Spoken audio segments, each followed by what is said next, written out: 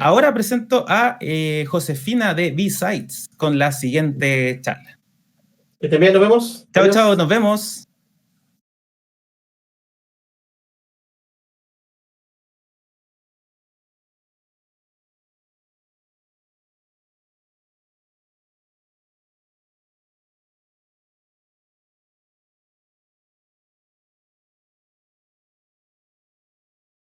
Yo voy.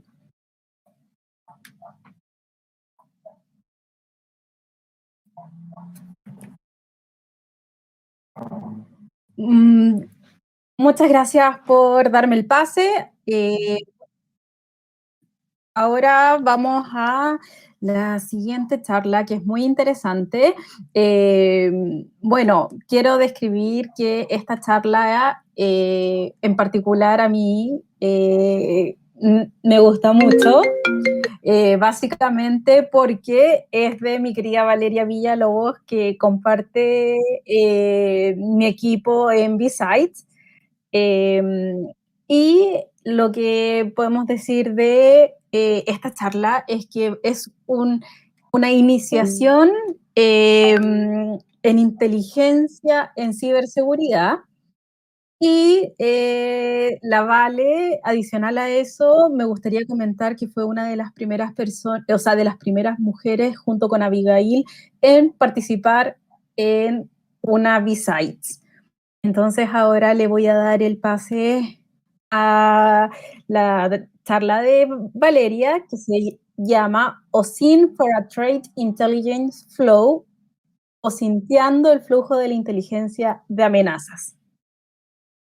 Hola, soy Vale Villalobos y hoy les presento OSINT for the Threat Intelligence Flow. Es una charla de categoría Back to Basics y habla un poco sobre el flujo de inteligencia de amenazas y de algunas herramientas open source que te van a ayudar a llevar a cabo este flujo completo.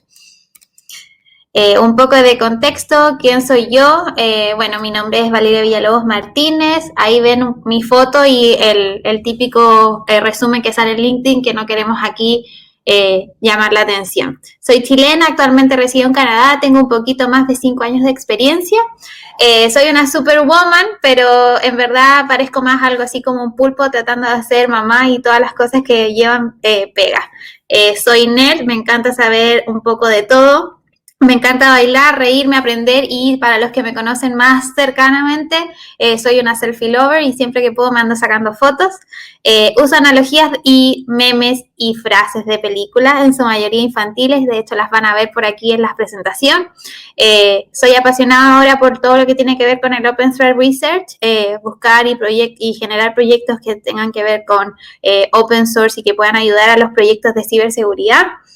También con las charlas de categoría Back to Basics, que son conceptos básicos y que hoy día a veces confunden las personas que están recién iniciando en este mundo. Y soy fiel creedora de que el conocimiento se tiene que compartir, porque es importante que a veces bajar un poquito el ego del mundo de ciberseguridad con humildad y entender que todos tenemos que aprender y hacer de esto un mundo más ciberseguro. Bueno, la agenda para el día de hoy, voy a hablar un poco del contexto de esta presentación, que es Threat Intelligence, el flujo de Threat Intelligence, casos de uso y la aplicación de las herramientas open source a estos casos de uso. Voy a hacer la demostración de 2 herramientas al final que escogí para esta presentación y obviamente el tiempo de preguntitas, feedback y sugerencias, que es súper importante. Bueno, contexto round 1, como le digo yo, estás en el escenario que saliste de la universidad o que tu jefe, si ya estás trabajando, te dice quiero que te conviertas en el analista de ciberinteligencia que siempre quisimos. Y tu cabeza hace, ¿cómo empiezo? ¿Cómo parto? Y cuando tú tienes esa duda de cómo partir o de cómo iniciar un proceso, lo primero que te vas es al señorito Google, a googlear todo lo que puedas y abrir todas las pestañas posibles para entender este concepto. Cuando ya llegaste y abriste todas esas pestañas y entraste en el loop infinito, tu mente ya no pudo más y cerraste todo y te fuiste a la gente que ya trabaja en ciberseguridad a preguntarles. Y lo que te llevas ahí es que la gente te dice, pero si yo sé hacer ciberinteligencia, yo bloqueo todos los IOCs todos los fines de mes. Hay otros que te dicen, pero si eso es fácil, Es fácil, Valeria, pero ¿qué hacen en inteligencia? Me han dicho. ¿Qué es un foro? Hay otros que te dicen sencillito, como dicen ustedes, algo súper, súper papa. Bueno, con todos esos súper conocimientos que recibí, mi cabeza explotó y me acordé de Shrek, que él dice que todas las cosas son como las cebollas y que las cebollas tienen capas, entonces hay que empezar a entender capa por capa. Bueno, como en ciberseguridad está la mala cultura de que todo tiene que ser negativo, en el sentido de que siempre estamos blacklisteando, siempre estamos todo con el sentido de que esto es lo que yo no quiero. Les voy a explicar qué es lo que no es inteligencia. Inteligencia no es igual a IOCs, no es copiar y pegar, no es información, no es una tool, no son plataformas, no son supuestos. Por lo tanto, así como te escribí aquí arriba, puedo generar un montón más de oraciones y entrar en un loop infinito de lo que no es inteligencia y que es el misconcepto de inteligencia. Sin embargo, lo que sí es la inteligencia es un proceso.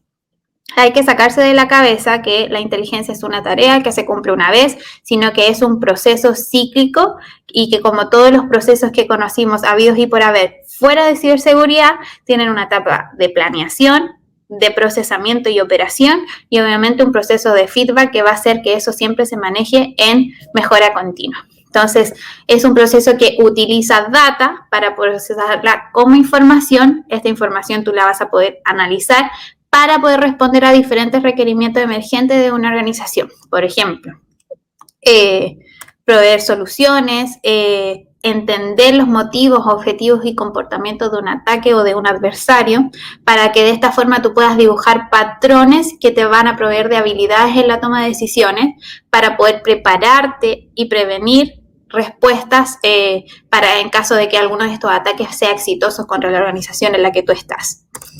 Una vez entendiendo eso, pasamos al round 2. Flujo de Threat Intelligence. Bueno, hubo un tipo que se llamó Donald Rumsfeld y que creó un proceso de 3 etapas de la inteligencia.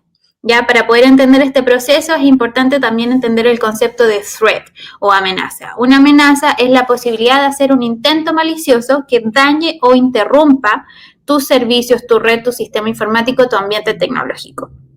Y este proceso que creó Donald Rumsfeld, lo que hace es que pasa desde que tú no sabes que hay una amenaza a entender esa amenaza y mitigarla. Entonces tú partes en los unknown unknowns, que significa es no sé que hay una amenaza y no sé cómo mitigarla, a los unknown knowns, que no sé que hay una amenaza, pero probablemente alguien sí ya sabe que hay una amenaza o sí sabe cómo mitigarla. Luego tú pasas a los known unknowns, que es conocidos desconocidos, es decir, sé que tengo la amenaza, pero no sé cómo mitigarla, a pasar a un punto donde tú ya conoces la amenaza y sí puedo mitigarla. Para poder hacer esto, tú puedes tener un programa de Threat Intelligence. Este programa es importante entender que un programa no es un proyecto ni tampoco un plan. Un programa es un concepto que se refiere a un portafolio administrado que es a largo plazo y que en general puede incluir múltiples proyectos dentro para producir resultados. ¿Qué resultados? Va a depender del tipo de inteligencia que tú quieras tener. Existen hoy día 4 tipos de inteligencia. Los tipos de inteligencia están divididos en el plazo que conllevan, en el nivel de información, pero también en el quién va a consumir este tipo de información. ¿Ya? Yo voy a hablar aquí una por una. El tipo de inteligencia estratégica es de largo plazo y el tipo de información es de alto nivel. Como dice aquí, y aquí uno empieza a perder la mente entre cuántos tipos de inteligencia tengo y qué es lo que tengo que hacer. Para poder hacerlo, yo lo que definí fue el tipo de información que conlleva este tipo de inteligencia, por quién la consume, dónde puedo encontrar esta información y además cómo puedo entregar esta información, en qué formato. Entonces, la inteligencia estratégica te habla sobre el tipo de riesgo que tú puedes tener, posturas de ciberseguridad, los detalles e impactos financieros que puedan tener amenazas o ataques que se lleven exitosos contra la organización. ¿Y quiénes la consumen? La consumen en general las altas gerencias. ¿Por qué las altas gerencias? Porque ellos toman las decisiones que van a soportar todo lo que son las acciones que se lleven a cabo para la prevención, preparación, detección y mitigación de estos ataques, si es que en algún momento estos se llevan de forma exitosa contra la compañía. ¿De dónde saco esta información? Hay diferentes fuentes, la mayoría puede ser OSINT, pueden ser reportes de vendors o terceras partes, están los ISOs y los ISACs, que son centros o organizaciones de compartimiento y análisis de información, como por ejemplo los CSIRT, los CERT, etcétera. Y el output de este tipo de inteligencia es un reporte que en general tiene el impacto de amenazas, el landscape de la industria, el histórico sobre atribuciones de breaches que ha tenido esa industria o esa organización en particular, etcétera. También algunos tienen los cambios que ha tenido en los últimos tiempos ciertos actores contra esa organización. La táctica, por su parte, es de largo plazo y es de información de bajo nivel porque tiene un rol de protección del recurso.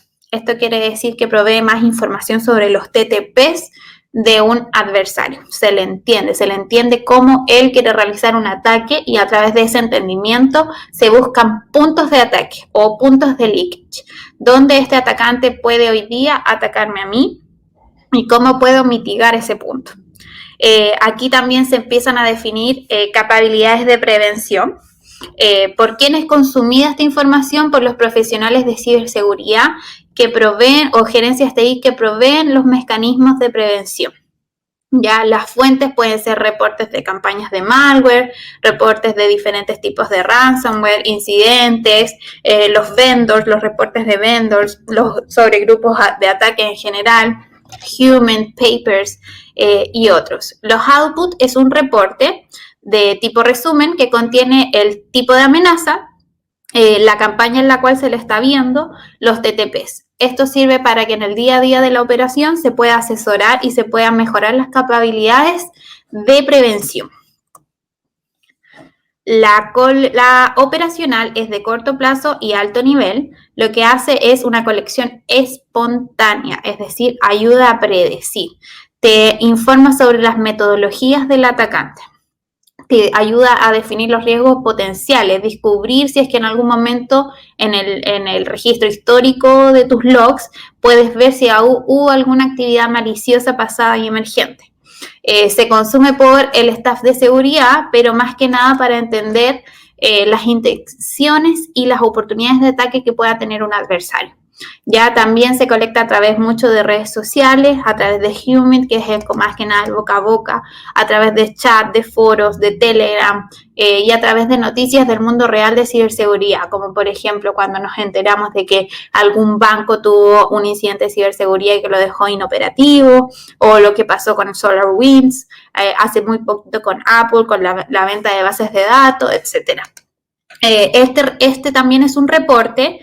Lo que contiene es que si se identifica cierta actividad maliciosa que corresponda con el adversario que estás investigando, se describe ahí y también se le describen las acciones que se tienen que tomar para advertir sobre nuevos ataques y para mitigar lo que ya se ha encontrado.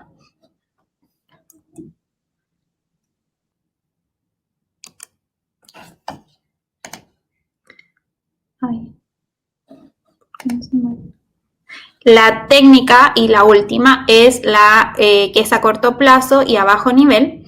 Es inteligencia que provee sobre los recursos del atacante. Ya pasamos que entendimos cuáles eran las metas y objetivos del atacante, cuáles eran los motivos, o sea, por qué el atacante nos considera a nosotros como una organización atractiva de atacar, y ahora ya nos estamos metiendo en el mundo donde queremos saber qué herramientas utilizó ese atacante, cuál fue la vulnerabilidad específica que utilizó de nosotros para poder ingresar a la red, cuál es el canal de comando control donde envió la información, cuál es el payload que utilizó, cuál es el malware o el software malicioso que instaló. ¿Y qué es lo que hacía? ¿Qué es lo que hace ese software dentro de nuestros procesos de este sistema operativo, etcétera? Entonces, una vez tenemos esa información específica de los EOAs o de los IOCs que realizó un atacante, se distribuye y esto sirve para la respuesta rápida. Esta es una respuesta ya que no va en formato de reporte, sino que va en un tipo más formateado, como por ejemplo data feeds o más que nada en reglas que pueden ser insertadas para los sistemas de defensa que hoy día tú tengas ya distribuidos dentro de la organización. Reglas SIEMs, los IOC se pueden bloquear, algunos si son IP se bloquean en tu firewall, se pueden blacklistear ciertas cosas en tu antivirus, ciertos procesos, ciertos file names, ciertos paths, que todo esto lo puedes bloquear o incluso dejar inoperativo mientras tú tengas el riesgo inherente de que pueda pasar pronto o esté pasando dentro de tu compañía. Se colecta a través de reportes de campañas activas, data feeds, te ayuda a que tomen los feeds y los puedas inyectar en tus sistemas. Son en general formatos STIX o Sigma Rules que se te ayudan más fácil en la integración con las herramientas que ya tengas. Luego de esto ya podemos pasar a entender el life cycle. Que el life cycle, como lo dije anteriormente, inteligencia es un proceso cíclico de 6 etapas que cada una alimenta a la otra y obviamente el feedback, que es la parte más importante, va a permitir que cada vez que este ciclo avance, tú lo puedas mejorar y también puedas darle inteligencia más accurate y también en mejores tiempos. Para poder explicarla, primero planeamiento y dirección. ¿Qué es mejor? Dice mi meme ahí. ¿Qué es mejor? ¿Tener simplemente inteligencia por tenerla, meter IOCs a lo loco, bloquear IOCs a lo loco y después tener poca operatividad? ¿O planear y dirigir bien el proceso de inteligencia que tú quieres tener en la organización?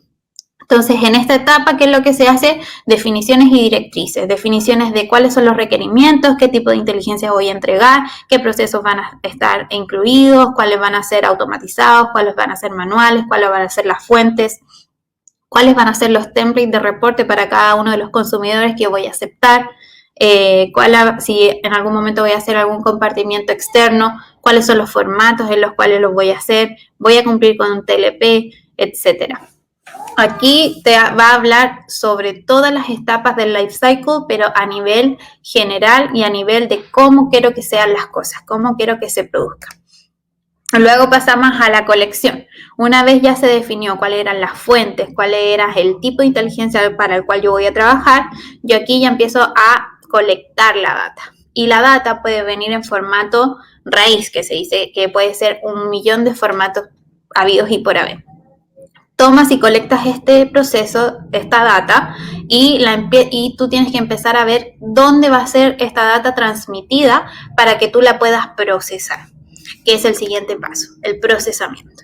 Cuando tú tienes una data que no viene con formato, para tú poder procesarla, lo primero que tienes que hacer es indexarla y dejarla en un formato leíble para que sea entendida e interpretada por el consumidor que la va a procesar, valga la redundancia. Entonces, aquí se llaman procesos de estructuración, parseo, puedes aplicar regex, puedes aplicar reducción, filtro, correlaciones, agregaciones, dependiendo de cuál es el objetivo a buscar dentro de esa data. ¿Cuál es la información que tú tienes que procesar? Una vez tú tienes eso, tú ya puedes pasar al análisis de la información en el formato que ya está legible y definido por ti. Entonces, en el data análisis, lo que tú haces, empiezas ya a buscar tus estadísticas, hacer tus findings, tus recomendaciones, tus estimaciones, tus análisis de TTPs, las probabilidades de que ese ataque o ese atacante llegue a nosotros, qué ocurrencia va a tener, qué ocurrencia tiene de que su ataque sea exitoso dentro de la organización. Es decir, si el atacante está buscando RDPs expuestos y yo tengo 10 RDPs expuestos, quizás probablemente la ocurrencia va a ser mucho más alta que si no tengo ningún RDP expuesto.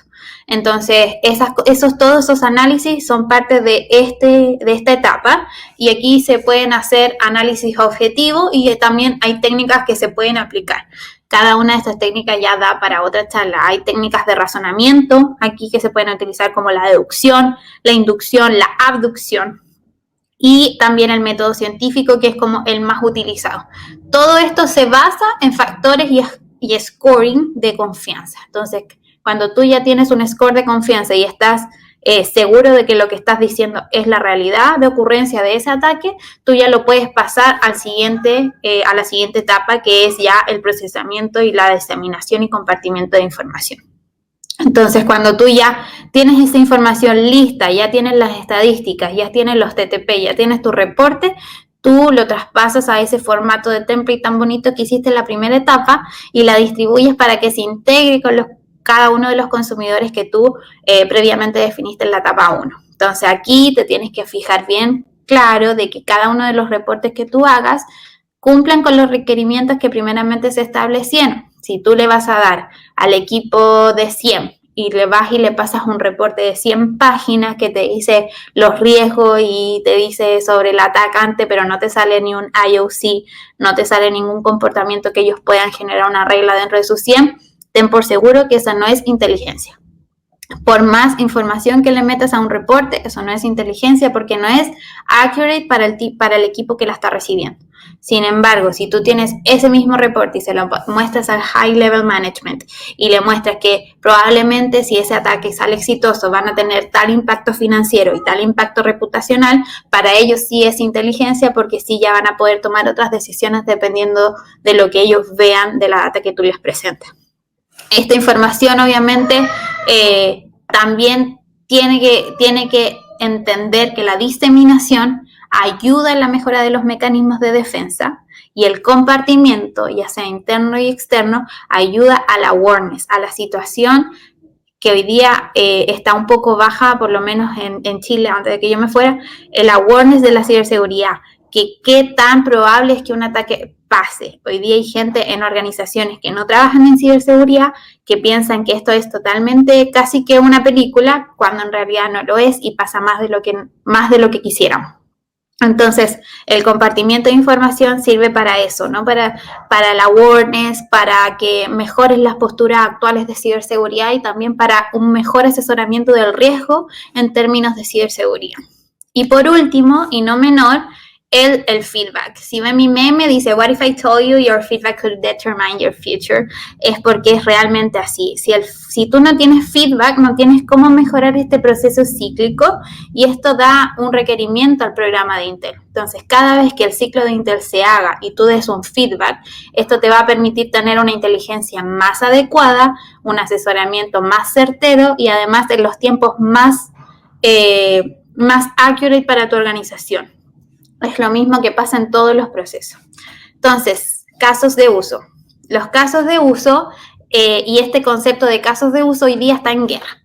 Es importante mencionarlo porque hay gente que para cierto tipo de gente significa que un caso de uso es cómo uso algo básico. O decir, yo tengo inteligencia, ¿en dónde la uso? Y para otros son reglas, es decir, ¿qué es el escenario en el cual yo puedo generar esta inteligencia? Entonces, yo aquí la voy a presentar de ambas formas. Casos de usos son cómo yo puedo usar la inteligencia. Se puede usar, como les dije, en el área de respuesta a incidentes, en investigaciones, en la priorización de alertas, en fusión y análisis y un montón de etcéteras aquí que no los quise poner.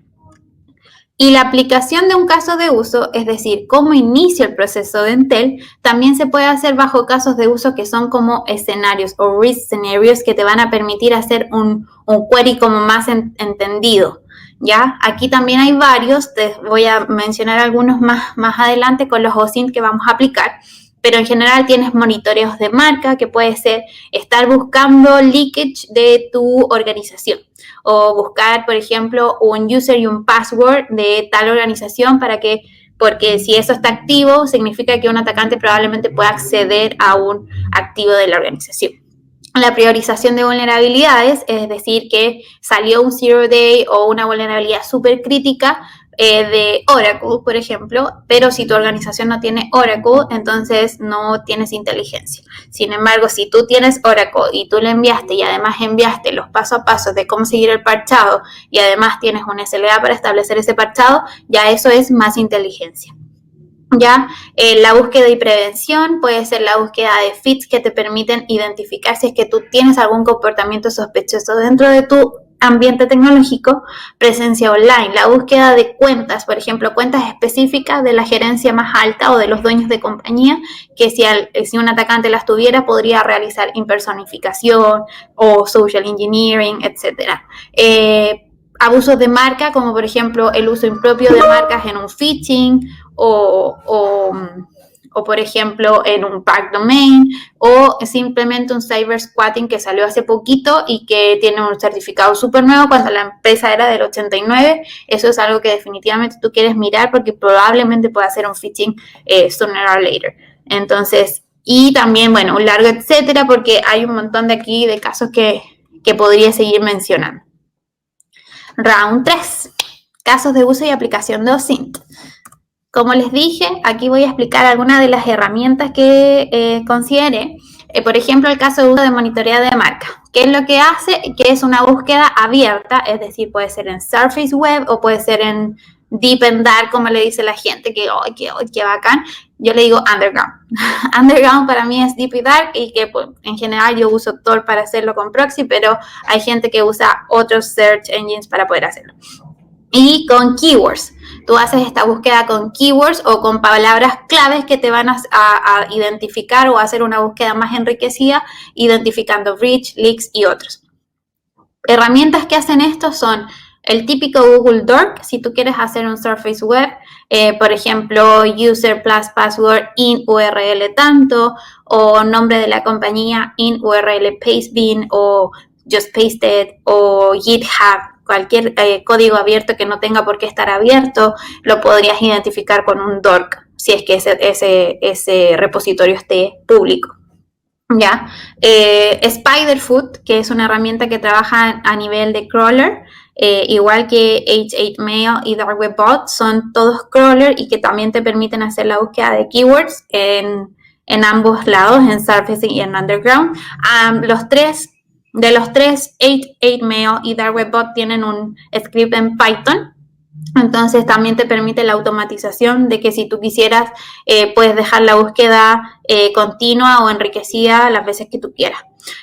Ambos traen un archivo de texto el cual tú puedes modificar y generar unas queries más enriquecidas con las palabras claves que estés buscando. Por ejemplo, si hay alguna empresa que solamente le interesa buscar el nombre de un documento tal que tiene información súper enriquecida, ya, está bien, pero a lo mejor para otra empresa es más importante buscar un user más un password. Y Katana, que es un crawler también que se los voy a presentar ahora, más ratito en la demostración, que hace también una búsqueda por query con keywords a través de Surface y Underground. Luego viene el use case de abuso de marca. Esto es para usos o mal usos de la marca, por ejemplo, en dominios que estén recientemente creados, phishing, websites, mirror images, dark domains, todas esas cosas que tengan que ver como un sitio que se va a crear para producir mal a la gente, por decirlo menos. Para eso tienes el DNS Twist, Phishing Catcher, el NockPI, que son uno de los que yo más uso, Stockfish, Phishing Kit Hatter y otros. Lo que hacen básicamente es... ¿dónde estoy? Sí. Lo que hacen básicamente es que te buscan el certificado y con un nombre, con un keyword o con el dominio y buscan todo lo que sea similar a ese dominio. Después con la fecha del certificado o incluso tú puedes establecer las fechas de búsqueda. Si ese certificado es muy reciente y no es reconocido por tu compañía, probablemente sea un sitio para mal uso. Sobre todo si se parece un montón. Por ejemplo, en vez de banco, pero la O es un 0.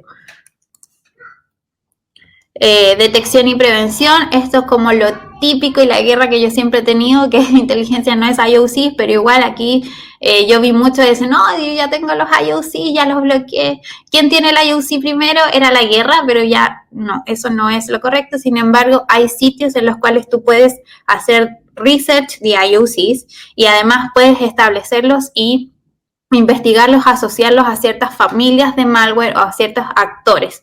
Está el Analyzer, el CTA Toolbox, el Malware Feed, IOC Explorer y el Threat Intelligence Hunter, y lo que tiene cada uno de ellos es también el acceso que te da o te permite la integración de APIs. Entonces tú puedes integrarlo a ciertas APIs que son como por ejemplo VirusTotal, Joy Sandbox o cualquier sandbox que te permite realizar la búsqueda en ese momento de ese IOC y tú confirmes el estado en ese momento. Entonces, muchas veces nos pasa que un IOC puede ser hoy día malo, a esta hora malo y en 2 horas deja de ser malo. Entonces, por eso es importante que cada vez que te envíen un IOC, tú hagas un research y además lo valides contra alguna de las sandbox que hoy día están de libre albedrío de uso. Por último, hay orquestadores de inteligencia. Los orquestadores de inteligencia lo que hacen son herramientas que te permiten organizar la data inteligente y darles formato. ¿Darles formato en qué? En el lifecycle que yo les mencioné. O sea, tú puedes generar capacidades de colección, capacidades de integración, capacidades de procesamiento y también puedes hacer literalmente las salidas desde ahí, los reportes, los dashboards e incluso los formatos para los IOCs o las integraciones con terceras herramientas en formato sticks o en otros formatos que sean necesarios para las herramientas que tú tienes ya puestas como mecanismos de defensa. Estas herramientas son las que conozco, las que más he utilizado. Está MISP, Patrol Engines, OpenCDI, Intel O y Yeti. En general necesitan Docker, necesitan Python, algunas de ellas, y hay algunas que son un poquito más complejas de entender y otras un poquito más fáciles y friendly user. Por ejemplo, MISP es muy interesante todo lo que ellos conllevan para lo que es compartimiento de información, tienen generaciones de galaxias de universo, entonces tú puedes compartir cierta información con los grupos que tú estimes convenientes. Asimismo lo tiene Yeti, pero además Yeti viene con este feature que tú puedes realizar dashboards importantes y así cuando tú generes estas conversaciones con los high management, ellos tienen ya la visión más global sin necesariamente leer un reporte que a veces los tiempos no son los que nos ayudan.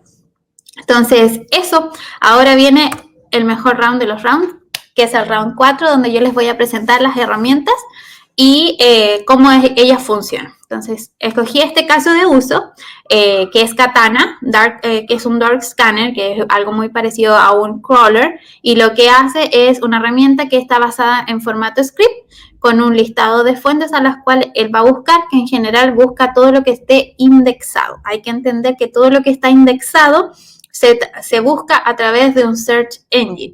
Por lo tanto, para lo que es underground, o sea, Deep Dark Web, hay ciertos search engines que todavía no están en Katana porque estaban en proceso de, como al ser un producto de open source, está todavía en procesos y ciclos de mejora. Entonces, solo para lo que es underground, tiene 2 search engines, si no me equivoco, que hoy día están abiertas y tú puedes hacer las búsquedas ahí. ¿Qué es lo que tienes que tener claro aquí? Mientras mejor sea tu query o tu keyword que tú buscas, es lo que tú puedas enriquecer. ¿Qué cosas creo que le faltan a esta herramienta? Por ejemplo, te permite a veces en lo que es underground solamente hacer la búsqueda de un keyword. Sin embargo, en lo que es Surface te permite hacer docs. Entonces, sí, en Surface la búsqueda es un poco más enriquecedora que lo que es en underground. Sin embargo, si en underground encuentras algo, tú ya después puedes tomar ese enlace Onion. Tú vas a hacer enlace Onion y tratas de buscar para validar si esa es información real o pudiese ser un falso positivo. Pero ya basta de hablar. A mí me gusta más, ¿a quién le gusta más la práctica que la teoría? A mí, así que ahí yo después se las voy a mostrar qué es lo que hace y cómo se puede utilizar. Y el segundo caso de uso que les quiero presentar es el OpenSquad y que lo que hace es una búsqueda de dominios phishing o dominios similares con el uso de certificados, fechas y keywords. También se las voy a mostrar. Encontré que era una herramienta súper fácil de utilizar, súper friendly user. Creo que a mejorar hoy día tiene muy poco. Creo que lo que va para mejorar es más que nada que te la saquen un reporte o la capacidad de automatizarlo y generar algún envío de la información a lo mejor a un bot en Telegram y dejar eso automatizado o a través de un correo electrónico. Creo que eso podrían ser mejoras que se pudiesen hacer, que a lo mejor simplemente es la falta de un script extra que lo podrías generar tú o yo. Chicos, primero, importante mencionar que cada vez que quieran instalar una herramienta desde GitHub, hay 3 pasos como básicos que son los que yo considero como básicos, en verdad. Puede ser que haya otros, pero básicamente es clonar y antes de clonar fijarse que tengan los requerimientos mínimos instalados. Por ejemplo, la plataforma en la que tiene que actuar, el Python en este caso de Katana y obviamente Tor para todo lo que tiene que ver con el Underground y hacer las búsquedas ahí. Ya, si no lo tienen instalado, la herramienta no va a correr, así que es lo mínimo que tienen que hacer. Una vez se instalan los prerequerimientos, se hace la clonación con un git clone y ya luego copian el enlace de URL de acá y luego se meten a la carpeta donde esté instalado, al directorio donde esté instalado y corren este comando que es para la instalación de los requerimientos. De todas formas, cuando ustedes entran al paquete de instalación, les sale aquí todo el pasito a pasito para seguir. Entonces, en mi caso, yo aquí ya tengo instalado Katana. Ya abrí la carpeta, por decirlo así. Y lo que vamos a hacer es un Python 3. Entonces aquí ya el comando H, como todos saben, es SQL, pero aquí te muestran los argumentos que tú puedes correr. El primero que les voy a mostrar es el de Google. Entonces funciona súper bien con Dorks. Por ejemplo, si ustedes quisieran buscar todos los PHP ID, se los va a traer. Y entonces lo que hace es una búsqueda de todas las URLs que contengan este dork. Como está seteado en dork, solamente acepta un dork a la vez, pero en este caso, para el caso de uso que lo queremos utilizar, les voy a mostrar otro ejemplo. Todo lo que encuentre con el dork que tú seteaste de configuración, te lo va a dejar aquí con un found y también puedes describirle o pedirle a la herramienta que lo guarde en un archivo de texto final. ¿Ya? Entonces, por ejemplo, el siguiente ejemplo que les quiero dar es, por ejemplo, buscando,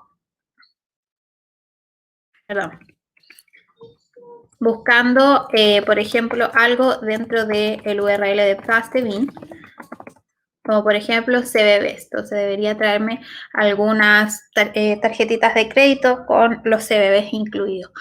Obviamente CBB se puede encontrar en otras cosas, por eso les digo que va a depender de qué tan perfecta hagan el dork o hagan la query para ver qué es lo que les traiga sean información de más uso, de mayor uso. Entonces, ese es el modo Google del Dork Scanner Katana.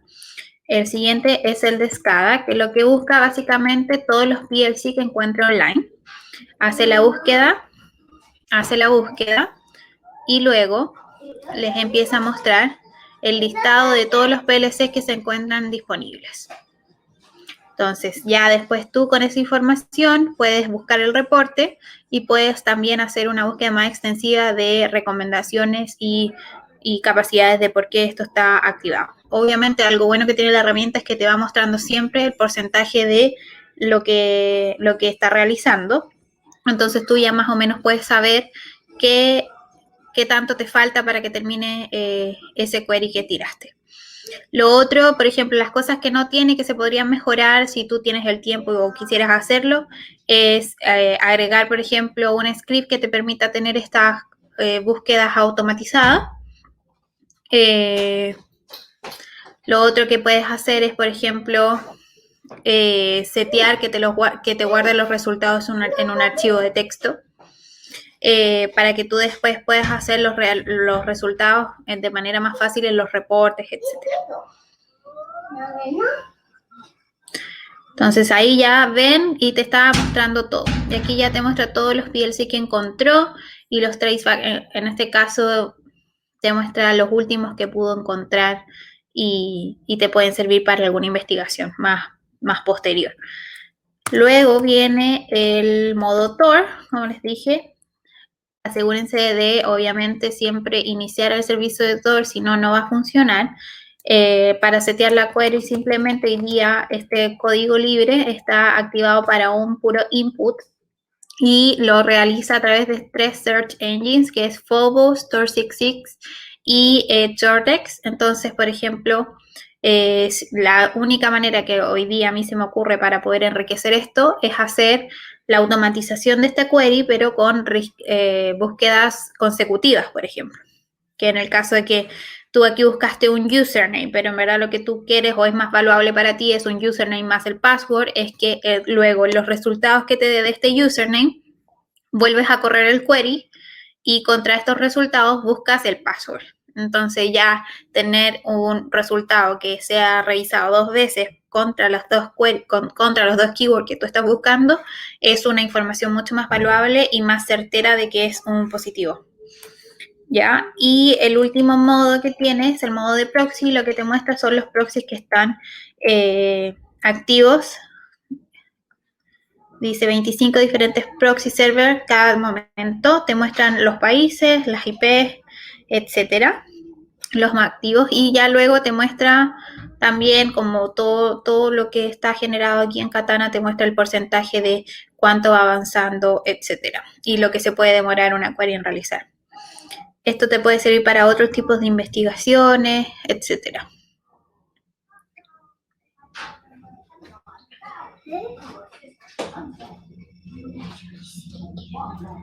Bueno, esa es Katana.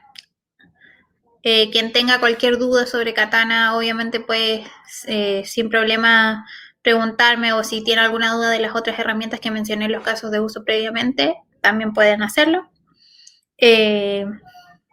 Sin problema yo voy a tratar de responder. Y si no sé, también. Bueno, luego les quería mostrar OpenSquad. OpenSquad es una herramienta que apoya mucho el proceso de búsqueda de identificación de cybersquatting, dominios, backdomains y otros. Antes, una vez quieran instalar cualquier tipo de herramienta o clonar cualquier herramienta, es importante que tengan instalado lo mínimo para realizarlo, que es Python en este caso y obviamente un pip. Fíjense que OpenSquad trabaja con la versión de Python 3.6 y hoy día tengo instalada la 3.8.5 y con la versión pip 3. Entonces, ya teniendo Python 3 deberías tener pip 3 sin problema. Bueno, tiene diferentes examples y aquí tiene algunos de los features que tú puedes tirar como query. Básicamente lo que hace es que trabaja a través de este comando y te busca cualquier dominio que resulte contra este script, perdón. ¿Ya? Luego para todas las opciones te muestra el comando help y te va a decir cuáles son los argumentos que tú puedes establecer. Para que te lo guarde en un archivo texto genérico, o puedes tú generar el nombre que tú quieras, te lo va a guardar ahí. Tienes uno que lo puedes correr con validación de DNS, puedes hacer búsqueda de subdominios, chequeos de puerto, puedes correrlo contra una base de datos. Puedes guardar el resultado en formato JSON, CSV y texto, como se los dije anteriormente. También puedes conducir certificados de transparencia. Te puedes hacer búsquedas de periodo de registro desde el último mes. Entonces, todo esto te va a ayudar a ti, por ejemplo, de mes a mes, te va a ayudar para que tú después puedas evidenciar la cantidad que tú reportas entre un mes y otro, más temas estadísticos, etcétera. También tienes puedes bajar la cantidad de falsos positivos dándole nivel de confidencialidad, o sea, nivel de confianza a los resultados. Y otras opciones que tiene válida, tú las puedes simplemente incluir en una misma query o en una misma línea de comando. Esta herramienta yo la encuentro súper buena. Ahora les voy a mostrar si es que termino aquí. Bueno, entonces les voy a mostrar esta herramienta que es la OpenSquad ahora. Entonces, una vez instalada, se van aquí al directorio y ya luego corren el Python 3 OpenSquad.py. Ahí la abre y obviamente lo que hace, aquí si se fijan tiene un archivo de texto que se llama keywords y en este archivo de texto tú puedes setear las keywords contra lo que va a correr el script. En este caso tiene dentro del keywords, tiene a Google, tiene a Facebook y tiene también a Amazon. Entonces si se fijan en Amazon hay montoneras. Todo lo que dice found ya es porque es lo que encontró. Y PayPal, que creo que es el último. No, me falta uno más. todo lo que lo busca. Aquí te muestra los high confidence, por ejemplo, que ya sí o sí debiesen tener un grado no debiesen ser falsos positivos. Por ejemplo, Microsoft Support que tiene .i, etcétera. Entonces, una vez termina de buscar el sumario de squatting, te muestra cuánto se encontró, te manda el resultado, un archivo de texto, y luego el tiempo de cuánto se demoró en correrlo. Entonces, por ejemplo, la otra manera de que tú lo puedas correr es precisamente, tú puedes editar el archivo de texto y aquí puedes agregar el archivo de texto. Me metí en los requerimientos, nada que ver. Puedes editar las palabras con las cuales tú quieres buscar. Yo, por ejemplo, tengo Google, Facebook, Amazon, PayPal, Microsoft y Sites. E incluso tú podrías, si quieres, puedes buscar más, por ejemplo, banco, no sé. Y luego simplemente ya le das guardar.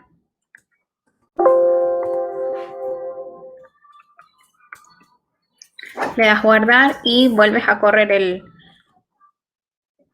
este resultado. Para que lo corras contra la base de datos de Fitting, como dicen aquí, simplemente tienes que agregar --fitting y luego cambiar el archivo de texto final, que es el fitch results. Y lo que hace es que lo va a correr contra la base de datos de Fitting. Ahora, para poder ver cuál es la base de datos de Fitting, hoy día yo no lo sé cuál es, con cuál es con la que trabaja, pero se me hace la idea que también podría ser editado, mejorado, buscando en diferentes bases de datos o, por ejemplo, agregarle aquí la API a lo mejor de un virus total para buscar, o en un sandbox para buscar qué tal confidente es el dominio, o incluso podrías hacer algo automatizado con la API de URL Scan y hacer el live, la revisión viva del sitio a ver si tiene algo malicioso dentro de él. Entonces, aquí te muestra todo aquí te muestra cuál es el sitio, ¿ven? Entonces, lo que hace es que te va al script de Mitchell Croxa, que él sube la base de datos de Fitting todos los días en días, horas, semanas y meses, y busca solamente en el archivo de texto que tiene dominios activos y contra ese es el que lo corre. Ahora, fíjense que igual hay veces que Mitchell no se demora o por algún motivo no siempre se refresca, así que igual es importante revisar que que esta URL que está aquí esté bien actualizada o que incluso revisar que esté con el último dominio activo y no con otra, porque por ejemplo hay uno que no dice activo y dice inactive, entonces hay que estar bien ahí, ojo. Pero ese es el Open Squat. Bueno, esa fue mi presentación. Cualquier pregunta, feedback, sugerencia, estoy aquí para responderlas. Mis redes sociales las entrego sin problema. Si alguien necesita cualquier consejo o ayuda con este tema de inteligencia, aquí estoy para ayudarlos. Eso, chao.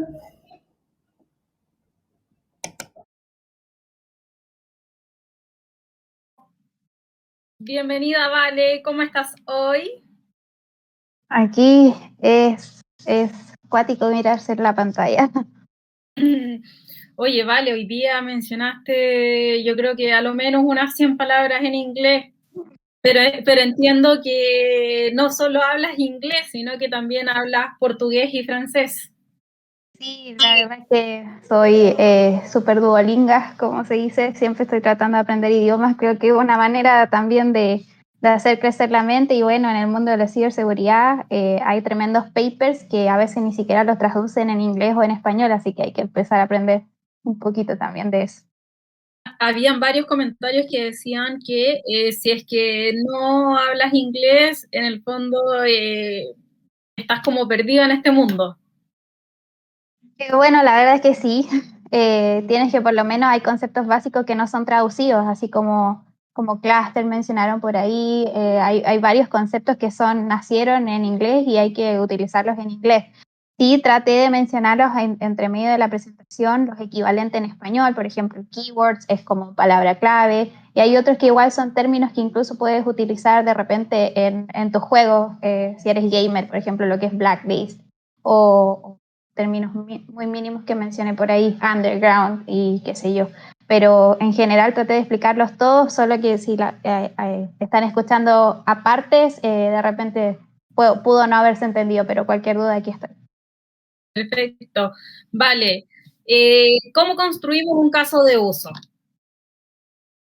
Bueno, un caso de uso, como dije, hoy día es un concepto que está un poquito en guerra entre qué es lo que significa y qué es lo que conlleva. Yo creo que para mí un caso de uso es cómo aplico inteligencia y a la vez también podría ser qué escenario qué escenarios me conllevan para poder potenciar o generar una query o una búsqueda más accurate, más adecuada en este sentido. Entonces, un caso de uso tiene que ser un escenario específico sobre el cual yo voy a investigar en este caso. Perfecto. Para que aclaremos conceptos, en palabras simples, ¿qué es un IOC? Sí, cada vez que hay un adversario, nosotros tenemos lo que son los IOCs, que son los feed o por ejemplo, estos pequeños, los IP, las direcciones IP, los hashes de un archivo, por ejemplo, que contenían el malware. Todos estos identificadores de compromiso de un ataque en específico que te van a permitir en el fondo tomar ciertas acciones a la reactiva o a la defensiva y tú poder bloquearlos. Finalmente para eso es que te sirven.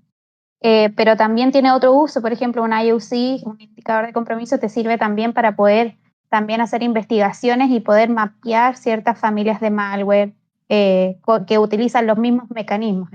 Pero un IOC es un dato específico de ese ataque, de algún archivo, de direcciones IP, de algún hash, de algún path, etc.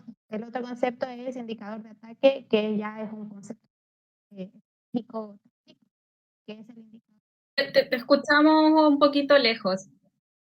Ahí sí. Ahí sí. Ah, ya.